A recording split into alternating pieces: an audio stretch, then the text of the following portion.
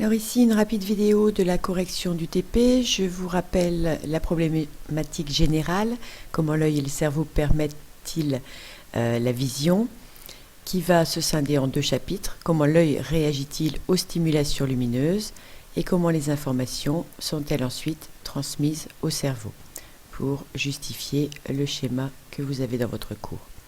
Donc le premier chapitre concerne le rôle de l'œil et le trajet de la lumière dans l'œil. Vous avez mis en évidence des milieux transparents, avec tout d'abord, vu de l'extérieur, un certain nombre d'éléments au niveau d'un œil, mais surtout, grâce à la dissection, la découverte de différentes parties. Alors ici, sur le document que vous avez reconstruit, on trouve à l'avant la cornée, qui est donc un milieu transparent que j'ai mis en rouge, la conjonctive qui vient au-dessus de cette cornée, qui n'est pas représentée, d'où le NR ici, sur ce schéma, et la cornée se poursuit à l'arrière par ce que l'on appelle la sclérotique. L'humeur aqueuse est le liquide que traversent les rayons lumineux après la cornée, puis vient le cristallin, la lentille que vous avez étudiée en détail. La choroïde à l'arrière va servir de miroir réfléchissant la lumière. Il se poursuit à l'avant par des muscles qui vont permettre de changer la forme du cristallin et par l'iris qui donne la couleur de l'œil. On a ici la pupille qui est l'espace qui laisse entrer la lumière dans l'œil. Ce cristallin est soutenu par des ligaments. La flèche arrive un petit peu trop loin ici.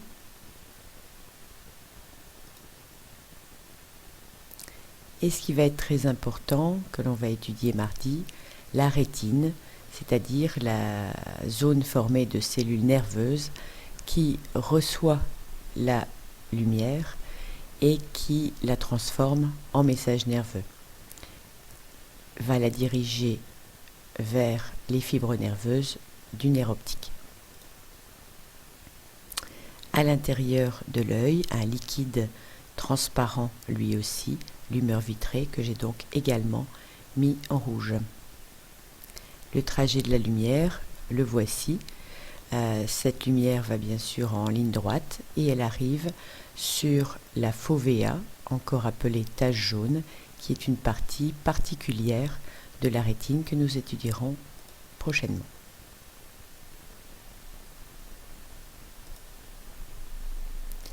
La lumière traverse donc différents milieux transparents, la conjonctive, puis la cornée, puis l'humeur aqueuse, puis le cristallin, puis l'humeur vitrée, et enfin arrive sur la rétine.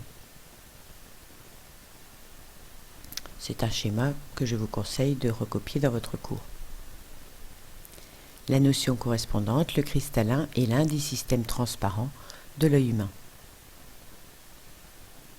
On ne travaille pas à la maison, vous aurez un QCM. Quel rôle joue le cristallin dans la vision? C'est ce que vous aviez à démontrer dans ce TP, donc grand 2, les propriétés du cristallin. Ce document nous montre la modélisation du trajet de la lumière dans l'œil, donc qui arrive au niveau de la rétine et qui peut arriver en arrière de la rétine s'il n'y a pas accommodation.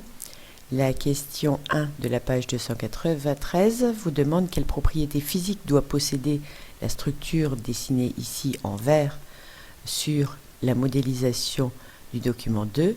Eh bien, elle doit avoir la propriété d'une lentille convergente, c'est-à-dire être transparente, et être élastique, c'est-à-dire déformable. À quel élément de l'œil correspond cette structure? Bien, c'est bien évidemment le cristallin que vous avez mis sur des écrits et dont vous avez vu la propriété de lentille, c'est-à-dire une propriété grossissante, et vous avez testé son élasticité en appuyant dessus. Un effet loupe qui la caractérise grâce à son élasticité. Comment expliquer ces propriétés? Eh bien, c'est l'observation au microscope qui vous l'a amené. Ce texte complète cela en présentant le fait que les cellules du cristallin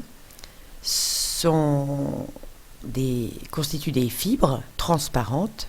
Ce sont des cellules vivantes qui réalisent des échanges avec le milieu,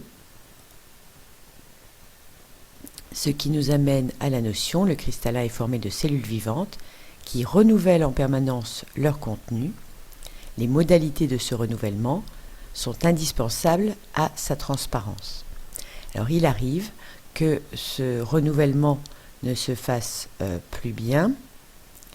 Donc lorsqu'il change de forme, on parle d'accommodation, et donc des anomalies de forme du cristallin expliquent certains défauts de vision qui sont présentés dans le document 4 de la page 293. Si le cristallin est de forme sphérique, par exemple chez le bébé né prématurément, on obtient une myopie sévère, c'est-à-dire que l'enfant voit très mal de loin. Un classique à partir de 40-45 ans, c'est la perte d'élasticité de ce cristallin qui amène à la presbytie, c'est-à-dire qu'il est cette fois difficile d'accommoder et cela gêne la vision de près. Et donc les personnes de cet âge dont je fais partie doivent alors porter des lunettes pour corriger ce problème d'accommodation. Et enfin, le défaut mis en évidence dans l'introduction, la perte de transparence qui arrive en général à partir de 70 ans, mais ça peut être plus tôt, c'est la cataracte, et ça entraîne une baisse de l'acuité visuelle et de la vision de certaines couleurs, comme vous l'avez vu pour Monet. La notion des anomalies de forme du cristallin explique certains défauts de la vision. La sphéricité explique par exemple la myopie. Avec l'âge, la souplesse du cristallin peut être altérée, c'est la presbytie. Et la phrase que vous ne voyez pas, avec l'âge, la transparence peut être altérée, c'est la cataracte. Merci de votre attention.